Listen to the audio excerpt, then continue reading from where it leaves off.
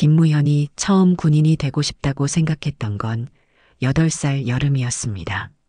장마철 집중호우로 마을 전체가 물바다가 되었던 그날, 흙탕물에 잠긴 집. 지붕 위에서 하루 종일 구조를 기다리던 무현은 초록색 군복을 입은 사람들이 보트를 타고 나타나는 모습을 보았죠. 괜찮다.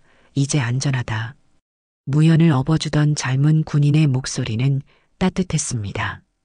그 순간 무현의 마음속에는 강한 감동이 일어났어요. 자신과 가족을 구해준 그 사람들처럼 언젠가는 다른 사람들을 도와주는 어른이 되고 싶다는 생각이 들었거든요. 그때부터였어요. 무현에게 군인은 단순히 총을 들고 싸우는 사람이 아니라 위험에 빠진 사람들을 구해주는 영웅이었으니까요. 하지만 현실은 녹록지 않았습니다. 가난한 집안 형편 때문에 고등학교 졸업 후 바로 취업을 해야 할 상황이었거든요. 부모님은 군인이 되려면 대학을 나와야 하는데 우리 형편에 어떻게 대학을 보내겠느냐며 걱정이 많으셨어요. 무현은 낮에는 공장에서 일하고 밤에는 도서관에서 공부하는 생활을 이어갔습니다. 그러던 중 육군사관학교 모집 공고를 보게 되었어요. 전액 장학금에 졸업 후 장교로 임관할 수 있다는 조건이 무현에게는 희망의 빛이었죠. 치열한 경쟁을 뚫고 육사에 입학한 무현은 그야말로 모범생이었습니다.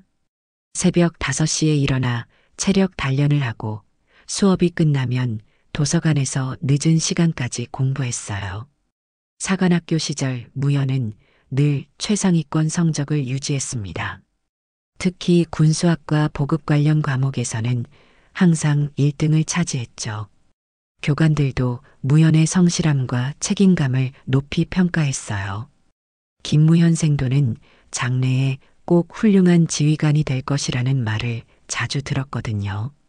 졸업 후에는 각종 보급 업무와 군수 관련 임무를 맡으면서 차근차근 계급을 올려갔습니다.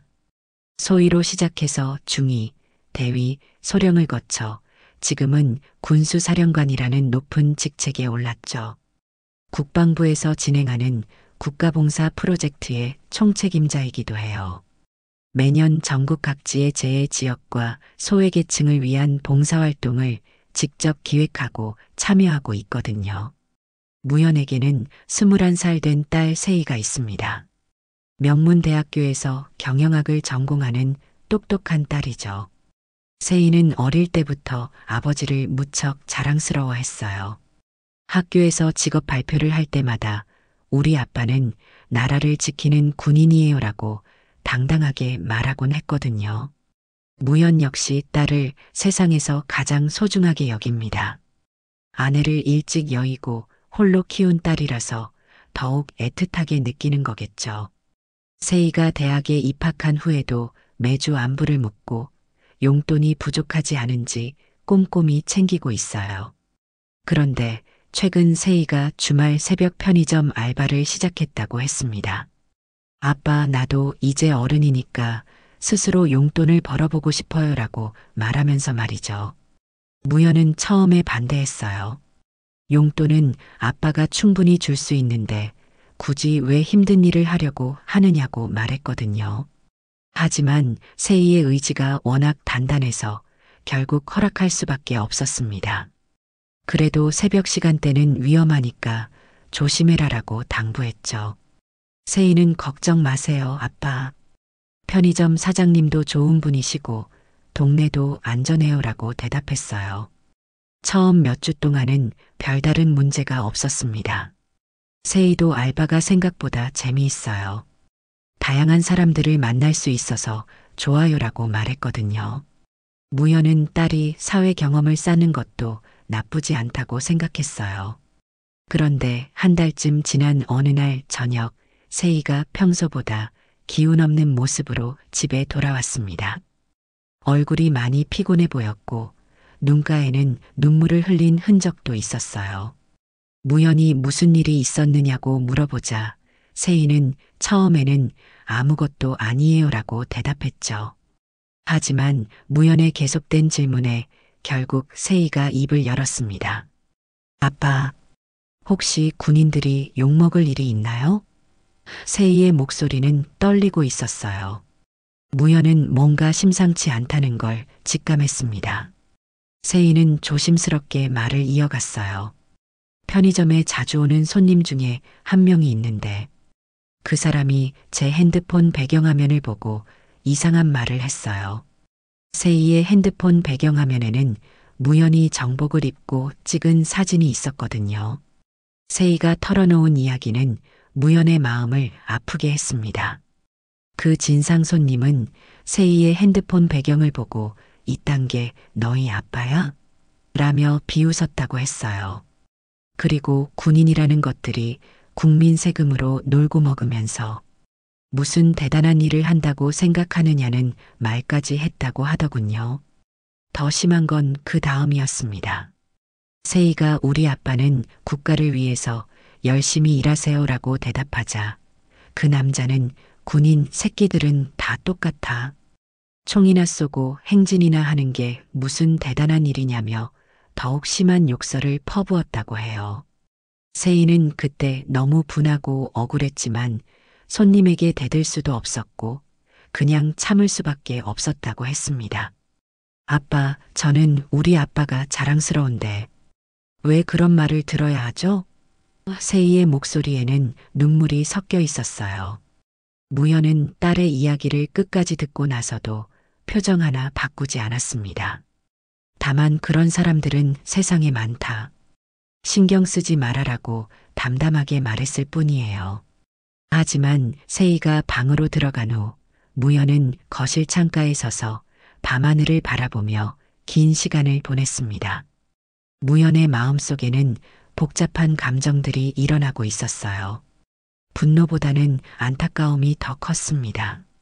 자신이 평생 바쳐온 군인이라는 직업을 모독당한 것도 억울했지만 무엇보다 딸이 상처받은 것이 가장 마음 아팠거든요. 다음 날 아침 세희는 다시 편의점으로 출근 준비를 했습니다. 무연이 오늘은 쉬어도 되지 않겠느냐고 말했지만 세희는 괜찮아요, 아빠. 그런 사람 때문에 제가 포기할 순 없어요라고 대답했어요. 세희의 씩씩한 모습을 보면서도 무연은 걱정이 많았습니다. 혹시 그 진상 손님이 또 나타나서 딸에게 상처를 주지는 않을까 하는 생각이 들었거든요. 무연은 세희를 차로 편의점까지 데려다 주었어요. 무슨 일이 있으면 언제든지 전화해라. 무연의 말에 세희는 네, 알겠어요라고 대답했습니다. 하지만 무연은 쉽게 발길을 돌릴 수 없었어요. 편의점 건물을 한참 바라보다가 차를 출발시켰죠. 그날 무연은 사무실에서도 계속 딸 생각만 했습니다. 업무에 집중하려고 해도 자꾸 세희의 상처받은 표정이 떠올랐어요. 점심시간에는 편의점으로 전화를 걸어 별일 없느냐고 물어보기도 했습니다.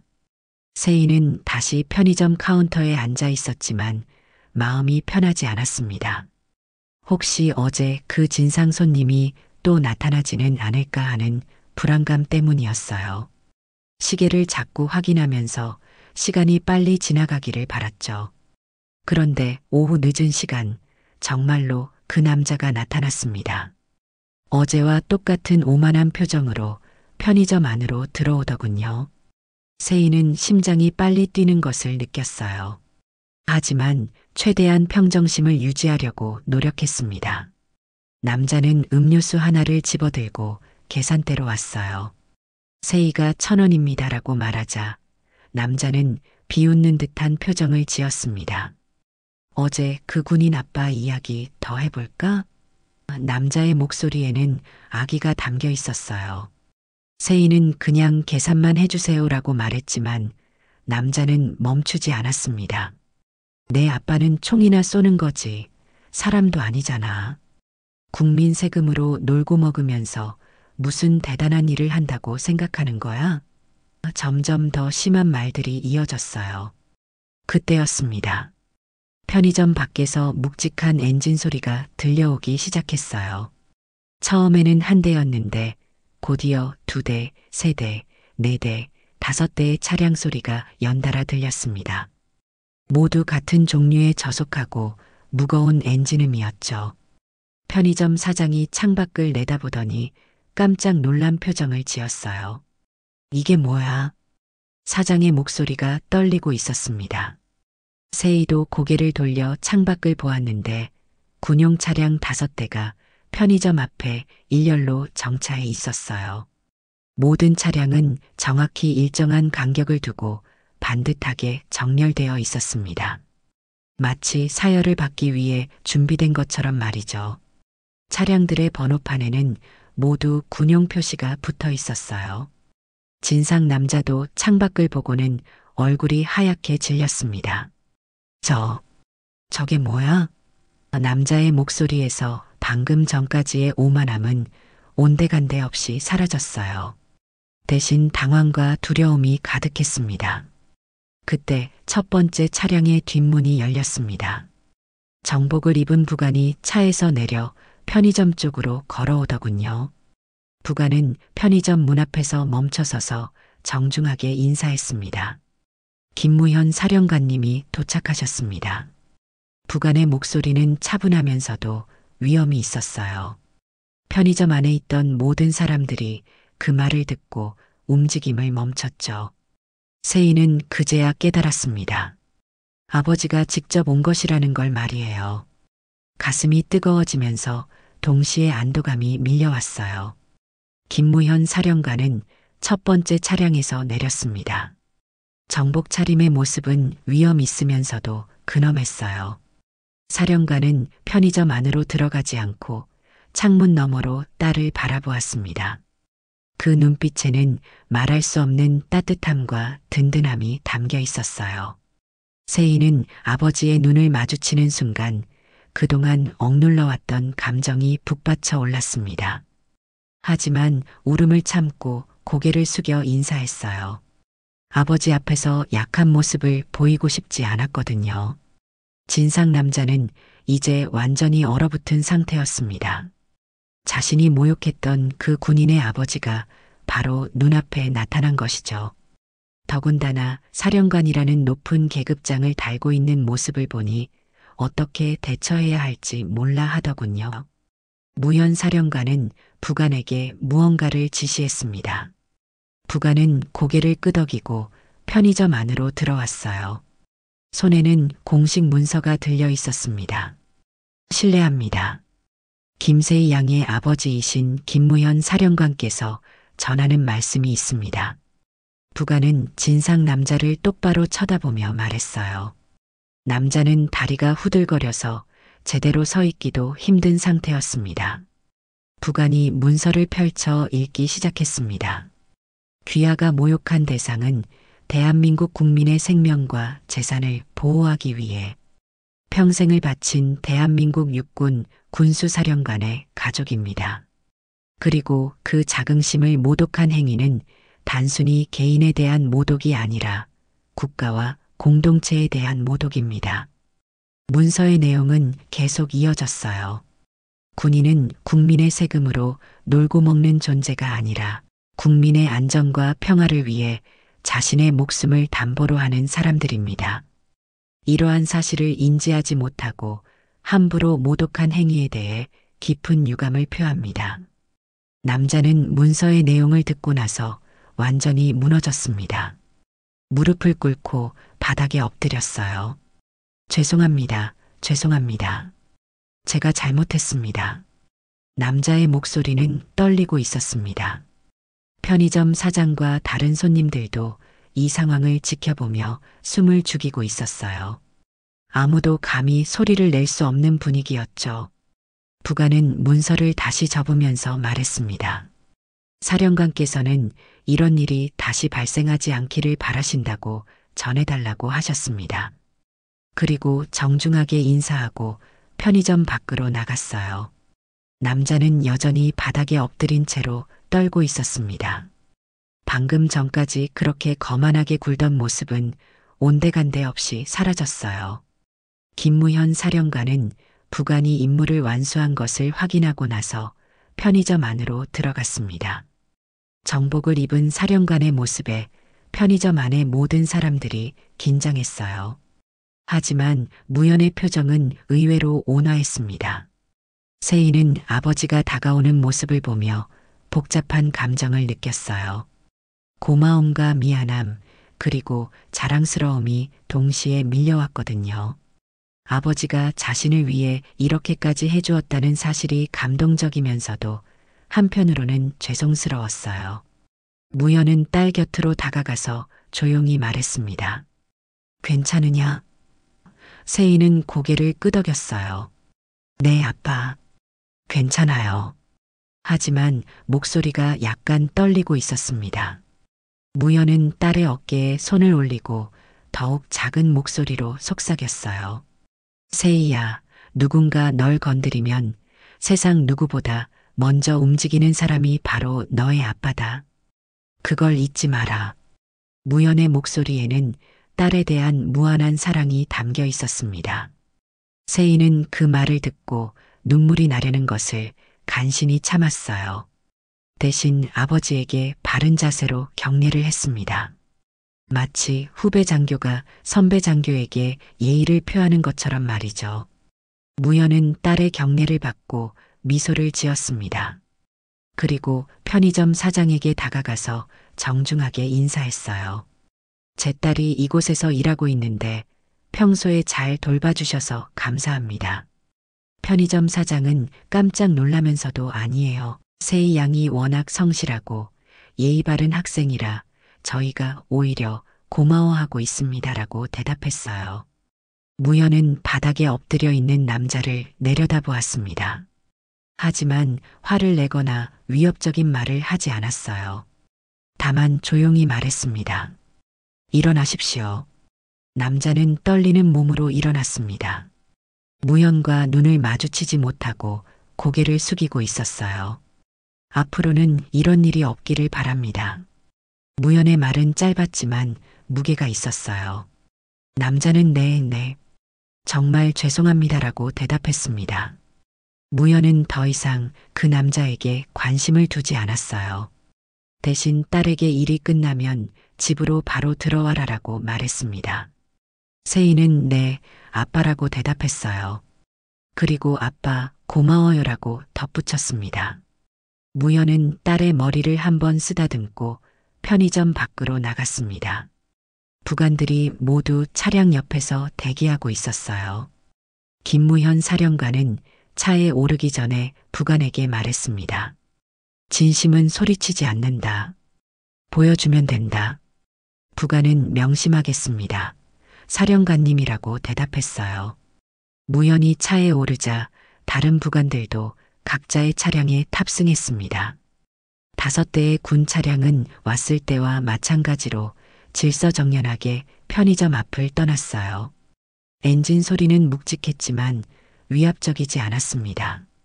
편의점 안에서 이 모든 상황을 지켜본 사람들은 한동안 말을 잃었어요. 방금 전까지 벌어진 일이 현실인지 꿈인지 구분하기 어려울 정도였거든요. 진상 남자는 여전히 얼굴이 창백한 채로 서 있었습니다. 아무 말도 하지 못하고 있다가 조용히 편의점을 나갔어요. 계산하려던 음료수도 그냥 두고 말이죠.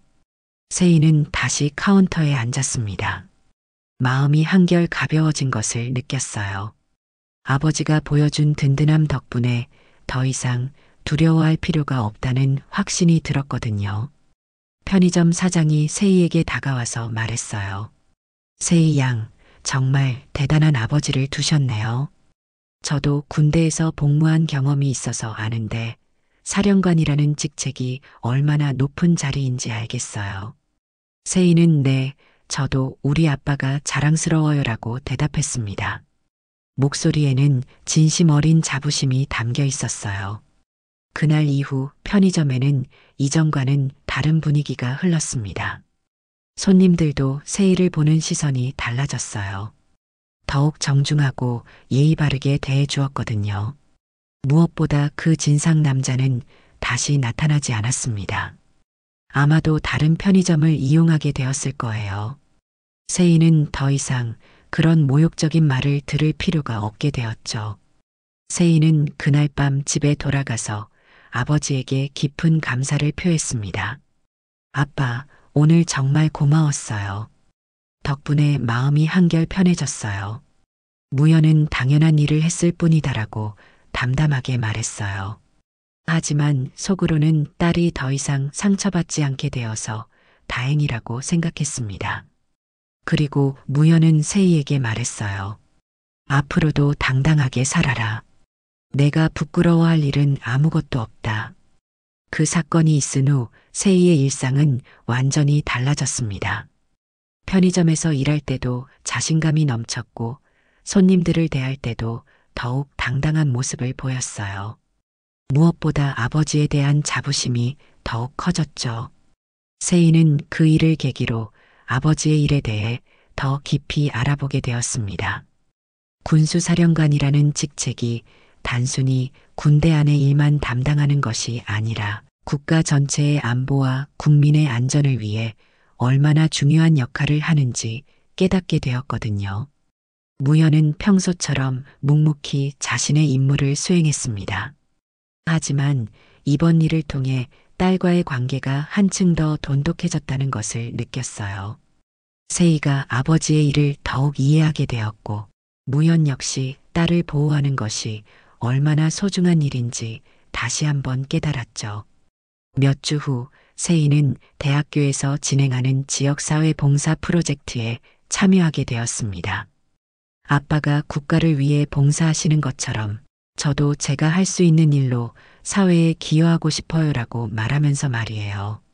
세희가 참여한 프로젝트는 지역 학생들을 위한 장학재단 설립이었습니다. 가난한 형편 때문에 꿈을 포기해야 하는 학생들을 돕자는 취지였죠. 세희는 이 일에 열정적으로 참여했어요. 무연은 딸의 이런 모습을 보며 뿌듯함을 느꼈습니다. 자신이 평생 추구해온 가치관이 딸에게도 이어지고 있다는 것을 확인할 수 있었거든요. 그 무렵 무연은 새로운 봉사활동을 시작했습니다. 매주 주말마다 지역의 고아원과 요양원을 방문하는 일이었어요. 정복을 벗고 평상복을 입은 채로 말이죠. 고아원에서는 아이들과 함께 놀아주고 요양원에서는 어르신들의 말벗이 되어드렸습니다. 아이들은 무연을 할아버지라고 부르며 좋아했고 어르신들은 젊은 시절 군대 이야기를 들려주시곤 했어요. 무연에게 이런 봉사활동은 특별한 의미가 있었습니다. 어린 시절 홍수 때 자신을 구해준 군인들처럼 이제는 자신이 다른 사람들에게 도움을 주는 입장이 된 것이죠. 세희도 가끔 아버지의 봉사활동에 함께 참여했습니다. 부녀가 함께 봉사하는 모습을 보며 주변 사람들은 감동을 받았어요.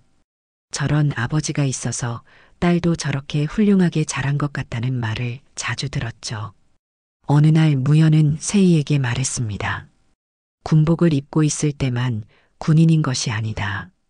진짜 군인은 언제나 국민을 생각하고 더 나은 세상을 만들기 위해 노력하는 사람이다. 세희는 그 말을 깊이 새겼어요. 그리고 자신도 언젠가는 아버지처럼 사회에 기여할 수 있는 사람이 되고 싶다는 꿈을 키우게 되었습니다. 편의점에서 벌어진 그 하루의 사건은 이제 부녀에게 소중한 추억이 되었어요. 힘없는 사람을 향한 모욕이 얼마나 무의미한 것인지, 그리고 진정한 강함이 무엇인지를 보여준 교훈적인 경험이었죠. 무연은 여전히 매일 아침 정복을 입고 출근합니다. 하지만 퇴근 후에는 평범한 아버지의 모습으로 딸과 시간을 보내고 주말에는 봉사활동에 참여해요. 정복을 벗어도 그의 마음속에는 여전히 국민을 사랑하는 군인의 정신이 살아있거든요. 세희 역시 편의점 알바를 계속하고 있습니다. 이제는 그 어떤 진상 손님이 와도 당당하게 대처할 수 있는 자신감을 갖게 되었어요. 무엇보다 아버지에 대한 자부심을 당당하게 드러낼 수 있게 되었죠. 힘없는 사람을 향한 욕설은 그 사람보다 강해서가 아니라 그 사람의 진짜 배경을 몰라서 나온 무지한 착각일 뿐입니다.